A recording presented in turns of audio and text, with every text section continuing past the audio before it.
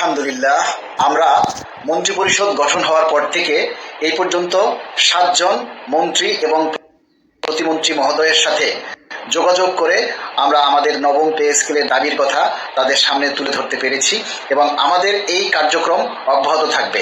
আমরা রাস্তায় অনেক আন্দোলন করেছি, আসলে সেই আন্দোলনগুলি আমরা যে কোনো কারণে সফল করতে পারি না, তাই আমরা আর রাস্তায় কোনো আন্দোলন চাই না।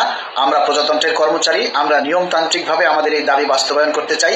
সরকারের যারা উচ্চ মহলে রয়েছেন, নীতি নির্ধারক যারা রয়েছেন, তাদের সাথে এমপি, মন্ত্রী, প্রতিমন্ত্রী মহোদয়ের সাথে যোগাযোগ রক্ষা করে আলাপ আলোচনার মাধ্যমেই আমাদের এই যৌক্তিক দাবি বাস্তবায়নের জন্য আমরা চেষ্টা করব। আপনাদের সকলের সার্বিক সহযোগিতা চাই এবং সোশ্যাল মিডিয়াতে আমাদের এই দাবির কথাগুলি বেশি বেশি তুলে ধরতে হবে, যাতে সরকারের নজরে আসে এবং আমাদের এই দাবির কথাগুলি যেন ঝিমিয়ে না যায়।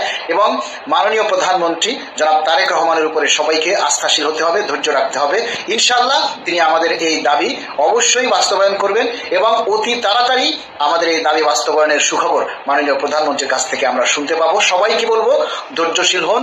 আমরা অনেক বছর ধৈর্য ধরেছি, আর কিছুটা সময় আমরা ধৈর্য ধরি এবং মাননীয় মন্ত্রী, প্রতিমন্ত্রী যারা নীতি নির্ধারক রয়েছেন তাদের সকলের জন্য আল্লাহর কাছে দোয়া করি, ওনারা যেন খুব সুন্দরভাবে আমাদের এই রাষ্ট্র পরিচালনা করতে পারে এবং সরকারি কর্মকর্তা কর্মচারীদের দুঃখ কষ্ট বুঝে আমাদের কর্মকর্তা কর্মচারীরা যাতে দুর্নীতিপরায়ণ না হয়, ক্ষুধার জ্বালায়, অভাবের তাড়নায় ভুলক্রমে হলেও যেন কেউ দুর্নীতিপরায়ণ না হয়, সেজন্য আমাদের এই যৌক্তিক নবম পে স্কেল আমরা দ্রুত বাস্তবায়ন চাই।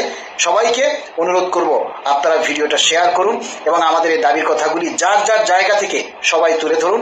ইনশাআল্লাহ আমাদের এই মন্ত্রী, প্রতিমন্ত্রী মহোদয়ের সাথে যোগাযোগ, আলোচনা অব্যাহত থাকবে। সবাই ভালো থাকবেন। আসসালামু আলাইকুম।